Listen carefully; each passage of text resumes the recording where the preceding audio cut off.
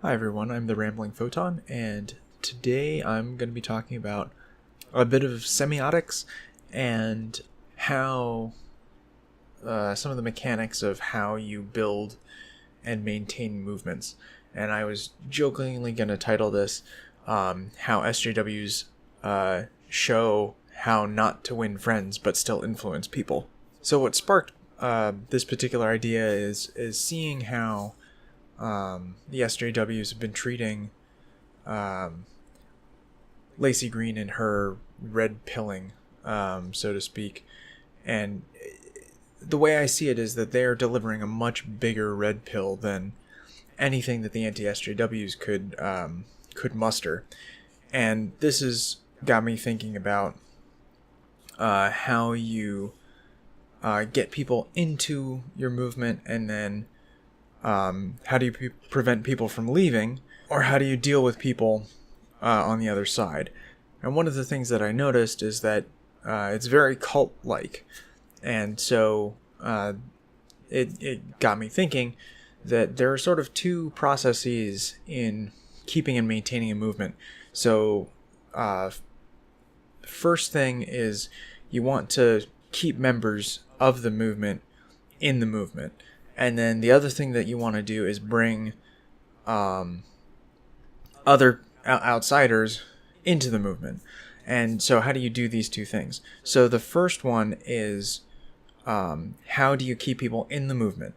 Now, a lot of cults, what they'll do is they keep people in the movement by disincentivizing leaving, or that's one of the mechanisms by doing so. So what you'll see is cults will isolate and then support from within. So they isolate you from outside support, so that if you were to leave, you would have no friends. So your entire support structure is subsumed within the cult, and because of that, you won't be able to leave. Now, if they allow you to have outside support, there's less of a disincentive from leaving. You can still leave and have that outside support in that case, and that makes it, depending on how bad the cult is, more difficult for them to keep members, because once you realize they're crazy, you can just go back to the outside world and you're fine. If they successfully isolate you, then there's no outside world to go back to in a sort of social sense. And so that's one way you can sort of reinforce and keep members. The thing is that makes recruiting, or can make recruiting, more difficult, because you can't bring people into the movement because you're not allowing anybody contact any of your members to contact outside the movement. And so there's no mechanism for conversion in some sense. So that puts certain tactics of keeping people at odds with recruitment. So that's the other way that you want to strengthen your movement, is by recruiting people into it. And how do you recruit? Well, you proselytize in some ways, you discuss, and you interact.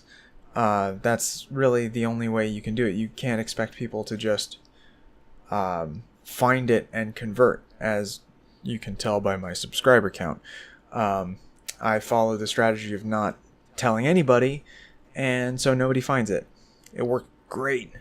So anyway, you have these two almost competing interests, in that you don't want people to leave your movement, and you want people to come into your movement.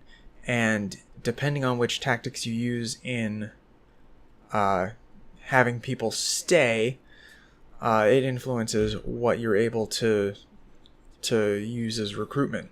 Now, one thing you can try to do is what the SJW is trying to do, and what they do is they have this sort of half cult mentality, where they brand everybody else outside all the outsiders are some bad words.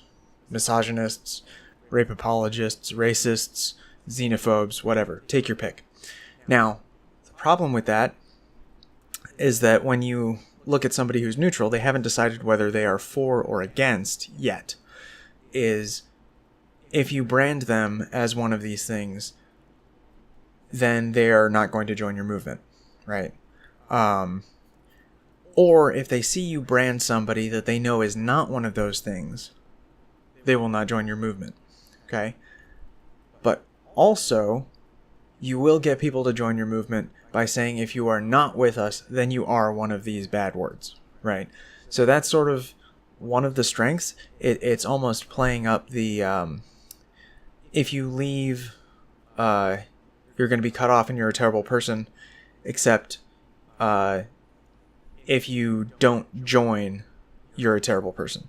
So they sort of have co-opted that and are using that. But the problem is, once you realize that's what they're doing, and this is sort of what the red pill almost is in this particular case, is once you realize that they're full of shit, then everybody that they tar as a racist, or it loses its power.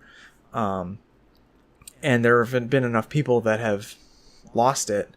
They've been labeled racist, xenophobes, sexist, misogynists by the SJWs, that there's a community there for support for somebody who's leaving the movement. So the way that the anti-SJWs recruit is by shining a light on what SJWs say. And one of the things that I think they have going for them is that in general, they don't need to misrepresent and they don't need to lie. And that really helps because what I think is the stronger red pill, it's not the discussion with the anti-SJW. That's not going to red pill you necessarily. What will, though, is when you talk to the anti-SJW and then all of your SJW friends start calling you a racist, sexist, bigot, homophobe, because at that moment you realize that you can't trust anything they say about anybody else who they've labeled that in the past, because you are not one of those things. So, in some sense, once you start a conversation with somebody and they isolate you, or they try and attempt to isolate you by calling you those things, that is the red pill. There was a blog post about this on SlateStarCodex. I'll have to find it and put it in the description. Basically, the idea is that normal people don't pay attention as much to the arguments. So all that sort of the neutrals are listening to is this loaded language. So if you get called a racist, bigot, sexist, homophobe, transphobe, whatever, they're not going to do much more research on it because you're a sexist, bigot, racist, homophobe, right? So they don't care about you. And this is sort of an intellectual superweapon that you can use against people to just obliterate their reputation, and then you no longer have to deal with them in the public square. Now, the problem is when you pull that trigger, okay, against somebody, then they find out how little those terms actually meant. Not to the people outside, they still mean those things to the neutrals, to the people who aren't super familiar with the situation. But when you pull that trigger on somebody, they find out how little those mean, and that opens up everybody who's ever been labeled that thing, okay? And it also means that the people who have been labeled that thing don't get to use the label themselves in some ways. So, like, if somebody labels me as a misogynistic cult, whatever, something, right?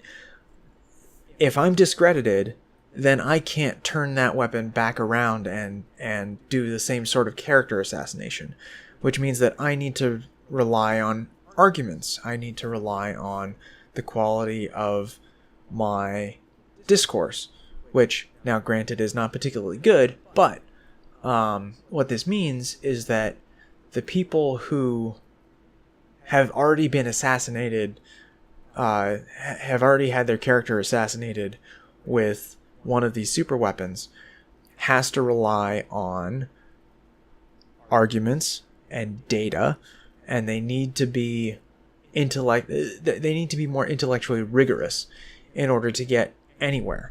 So, and not only that, they can discuss with anybody, because how are you going to further assassinate their character if they're already a racist, transphobe, sexist, misogynist bigot, right?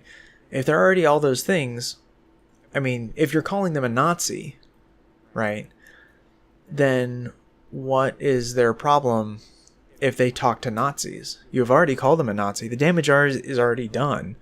So why not discuss with Nazis, figure out exactly what they say, and then go from there, right? So in some ways, this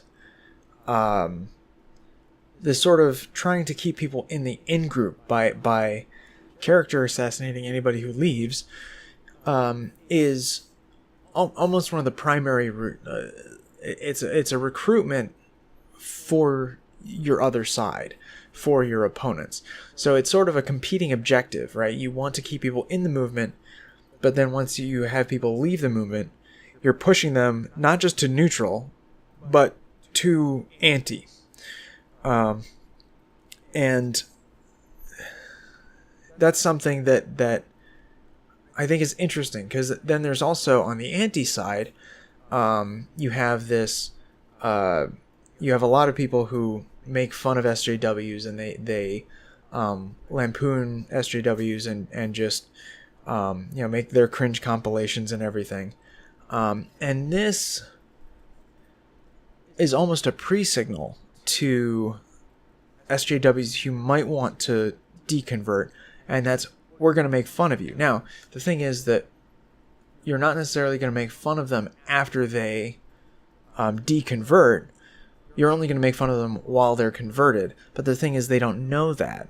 So if they start converting, they might think that they're going to get shit from both sides, because they're going to get shit from both their current cult, but also the sort of people who are standing against the cult. So I'm not. It's not. Basically, when you make fun of the other side, you're going to be damaging your recruitment from that side. So, in some ways, you have the competing objective. Also, when you make fun of them, you give your own in-group this thing that you can laugh about and have fun with. But at the same time, you damage recruitment. And the more you recruit, the more you water down sort of the values and the group cohesion of your own group. So there's this balancing act that you need to hit, and I'm not sure what the right answer is, and that's good, because I'm not in charge of anything. I'm just some random dude on the internet. So that's just one of the things that sparked, or some thinking that got sparked by some of the recent controversy with Lacey Green sleeping with the enemy, and that all of the sort of social justice backlash to that. So, and sort of applied more generally to just